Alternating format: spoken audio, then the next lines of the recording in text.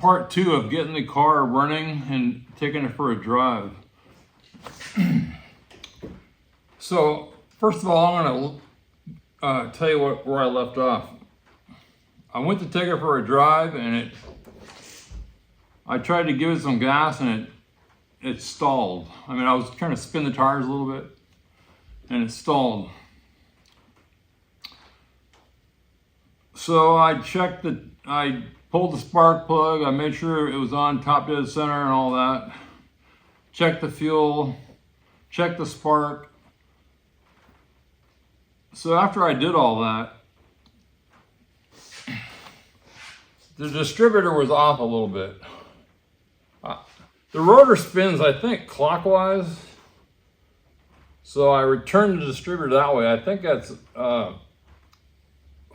making it fire a little bit sooner. So that's one thing I did. The other thing I discovered, I didn't have this spark plug plugged in. I don't know what happened, but I didn't have it plugged in.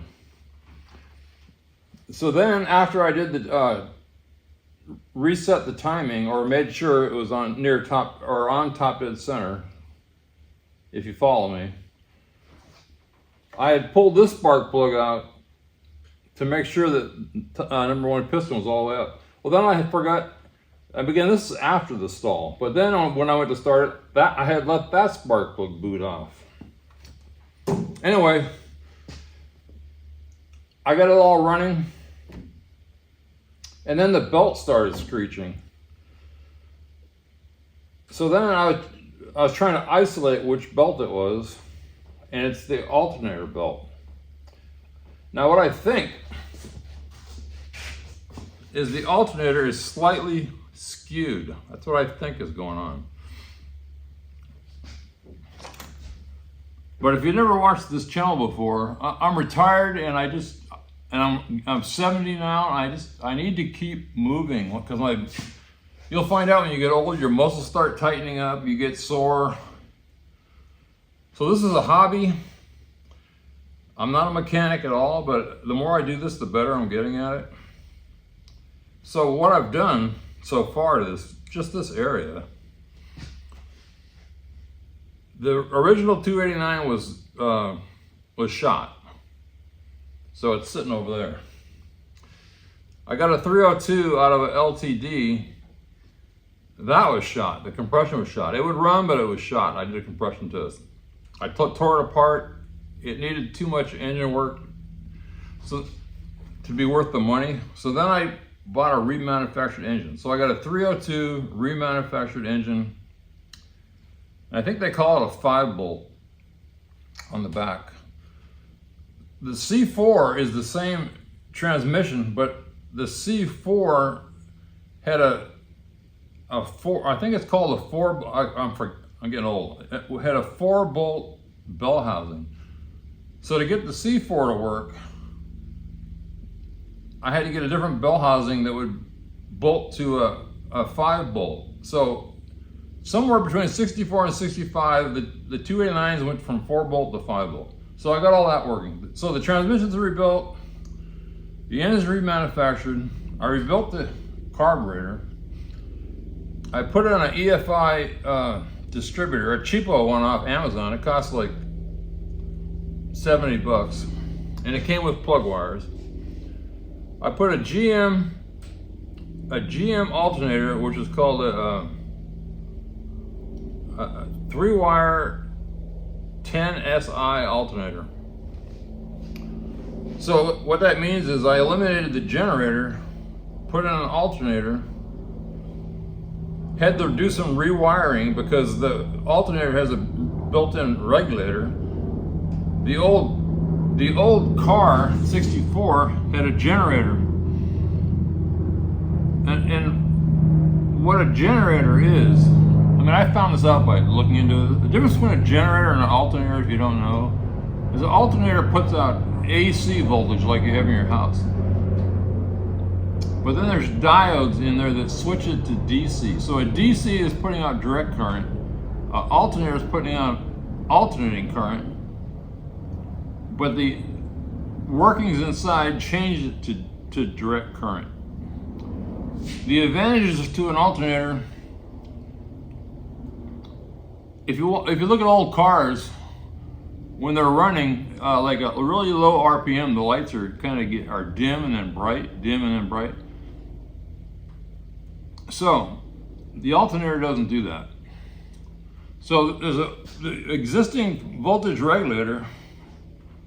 So the generator is here, but the voltage regulator was over there.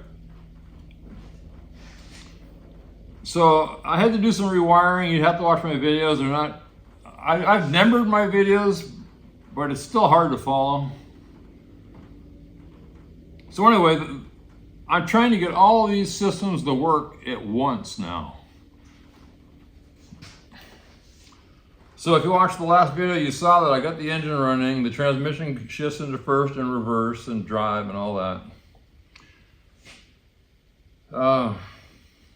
So that's where I'm at. So right now, as of right now, this is the next day.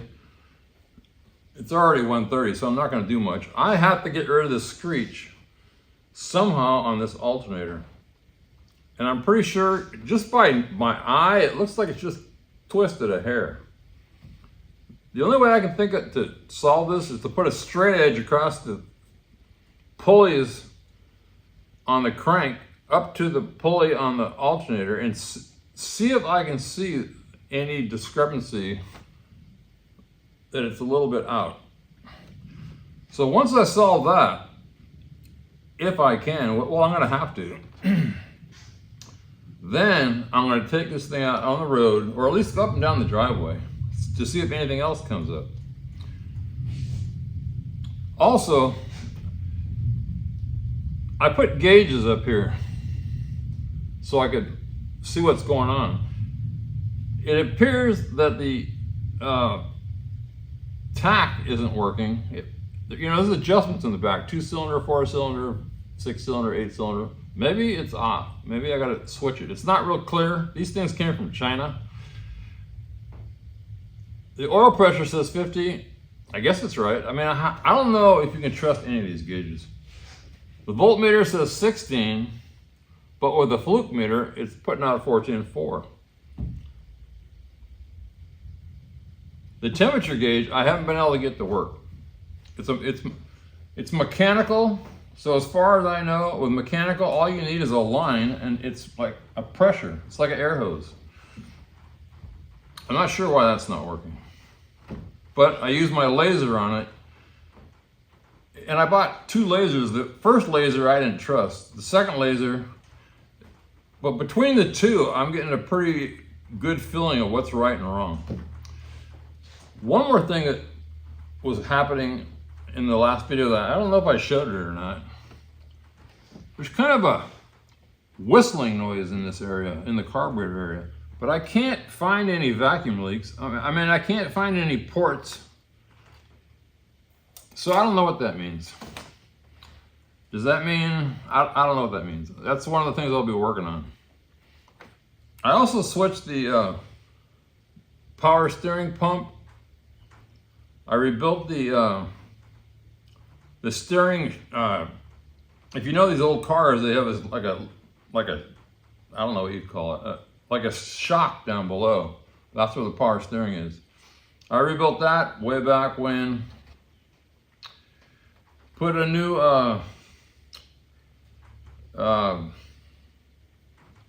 sending unit in the fuel tank. Fixed the horn.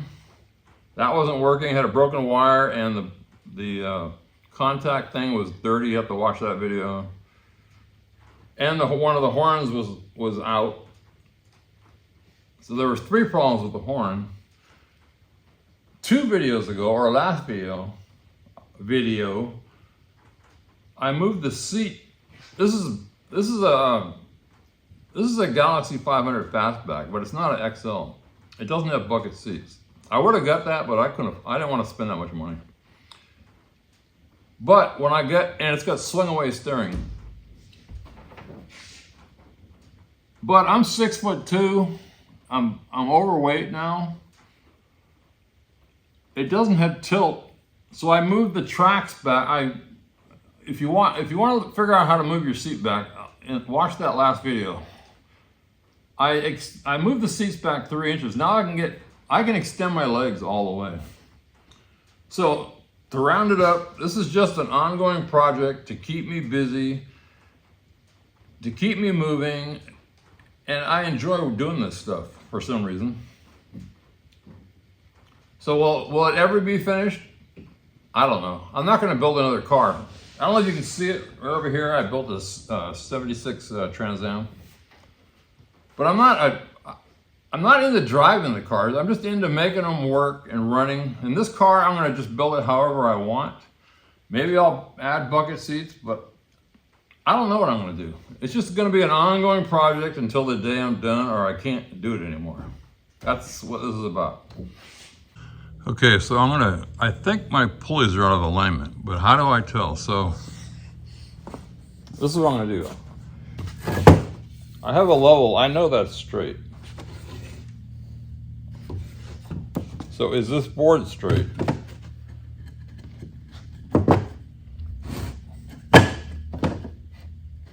Right there, it's perfectly straight. So this is going to be my straight edge. Okay, I can't figure out a way to clamp this.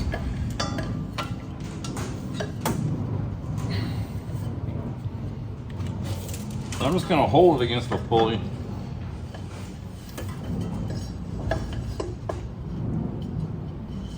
So it's square against both sides of the pulley. I got 5/8 there. And I got a hair more than 5/8 right there. So if anything, this thing is twisted that way a hair. So let me see if I can fix that somehow.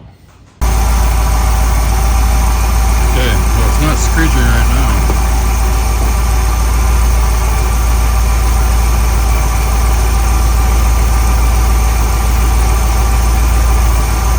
I just made a slot.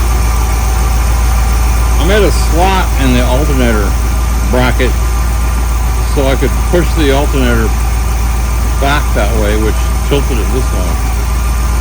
It doesn't mean it's not going to happen again.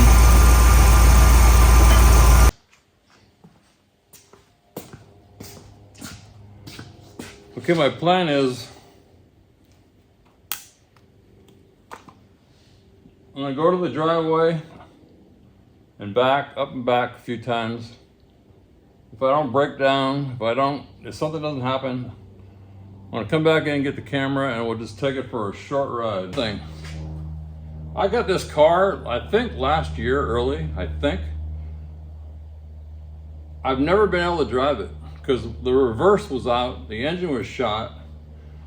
So if I do drive it today, this is the first time.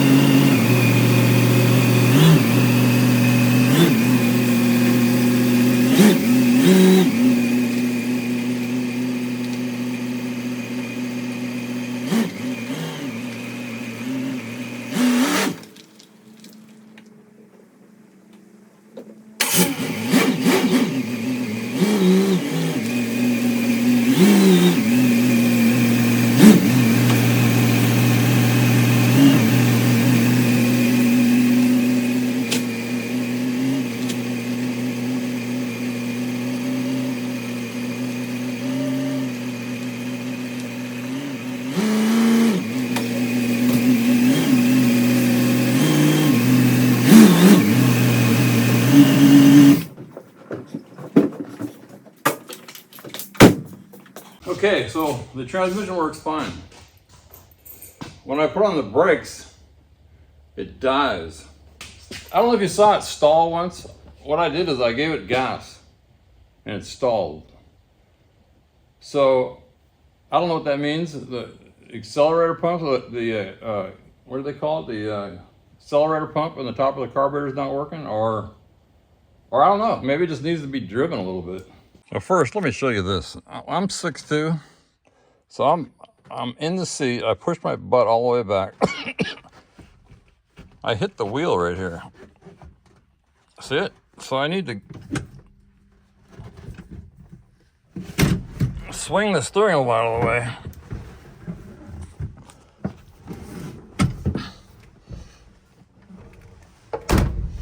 Now I got plenty of room.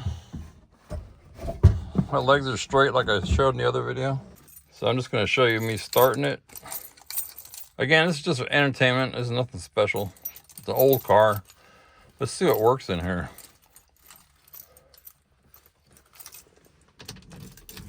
Okay, I'm not gonna give it any gas. It's been warmed up for a minute or two. Okay, it's gotta be completely in park. And by the way, I said this before, but if you get swing away, you got to be all the way into park, and you pull this, and you push it to the left even further. Okay, you see the generator light on right there? That should go off if the alternator is charging. So we're going to start it. It's off.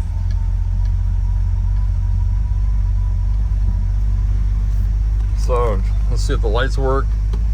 Yeah, you can see way over there, lights, maybe you can't see. Wipers.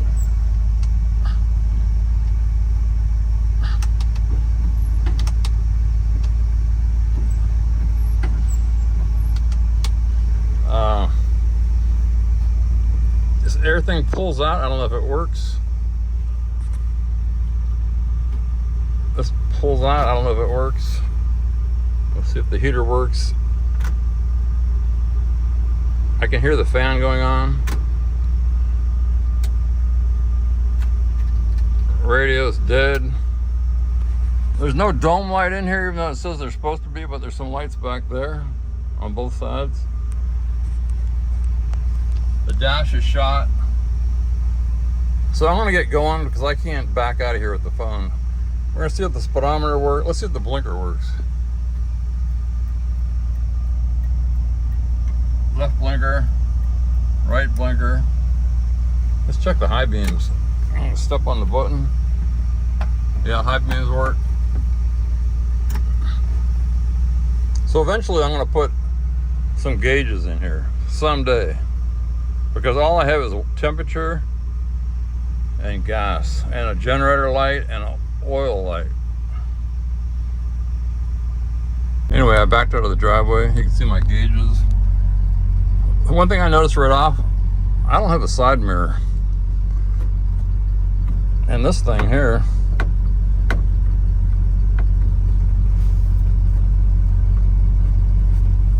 the button's missing. I think it's in the glove compartment.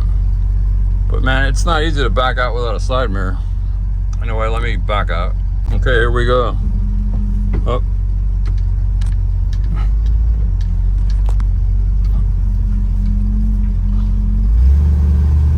First drive. I just heard a clunk.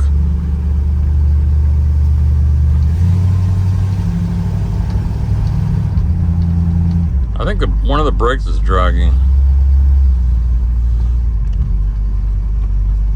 Before I go too far, watch when I put on the brake. You see that? I definitely have a brake problem. Let's go this way. There's a cul-de-sac up here.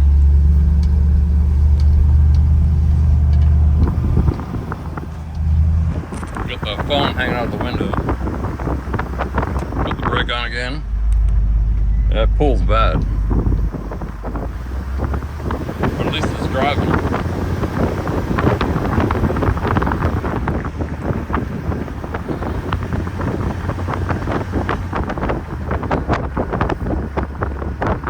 Man, I've been old. This is the first 60s car I've been in since the 60s, I guess. I didn't clean the windows. Can't see anything.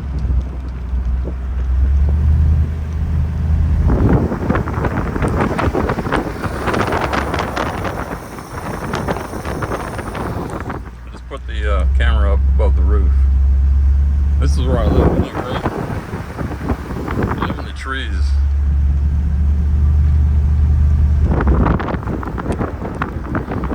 I must hold the phone. I don't have any other way to do it. First drive though. Look at this. I don't know if you can see it, but this guy property has a lake out there.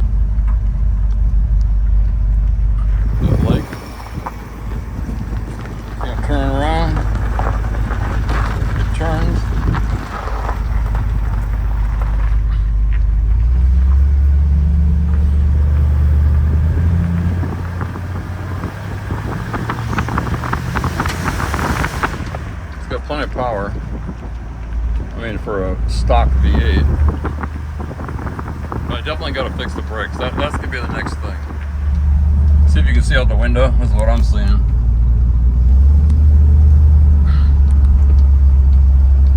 First drive, yeah.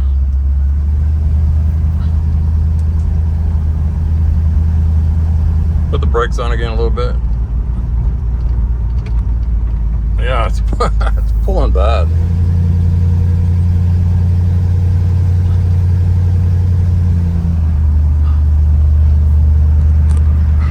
There's also a lake over here. I don't know if you can see it. I'm surrounded by these little lakes, not big ones, but and I live on a well, so I'm always gonna have water.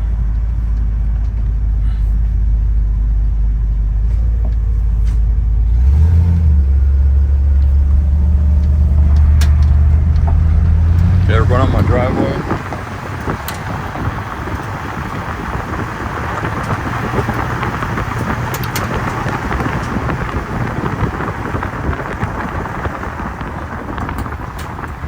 So anybody watching this video, you're on the first ride with me. Like I said, there was no reverse and it was a piece of junk. Go back to the beginning, the very beginning. I mean, it was a piece of junk worse than it is. So right now I'm just working on mechanical things. This is my house. This is a good place to turn it off, see if it starts again.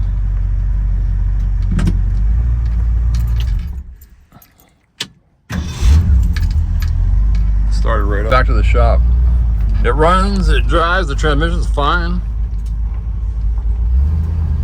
But I don't want to drive it around with the brakes like they are.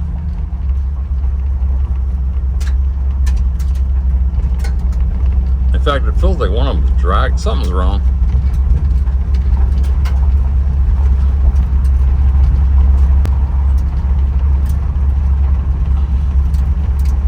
See, yeah, something just feels weird in the back too. I never pulled the back wheels off. There's my bus stop. So this is what I do every day to go to my shop.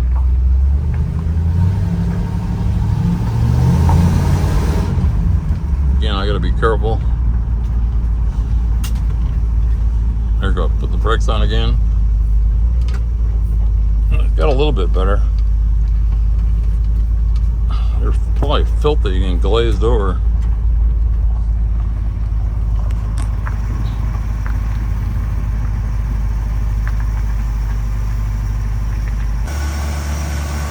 Let's see if there's any leaks into the car.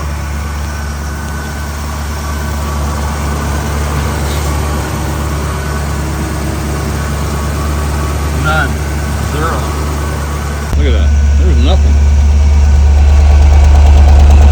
No smoke.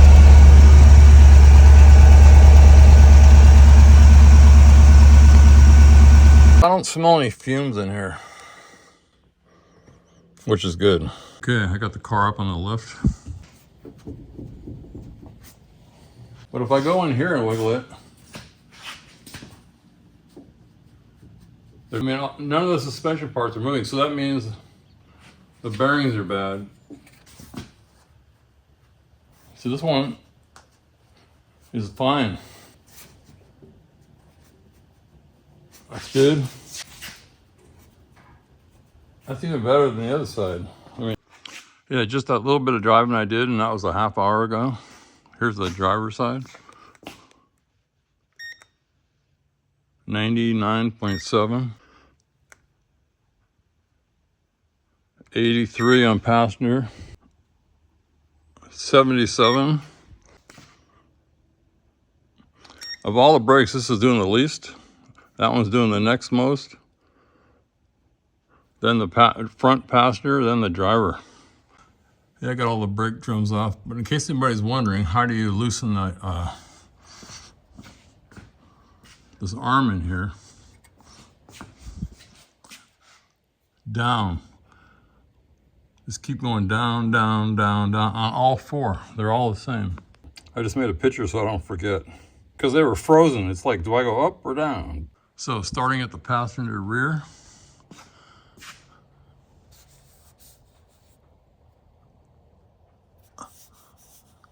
It's kind of cupped in the middle, but it's not that bad, but I'm gonna replace it. Here's the drum.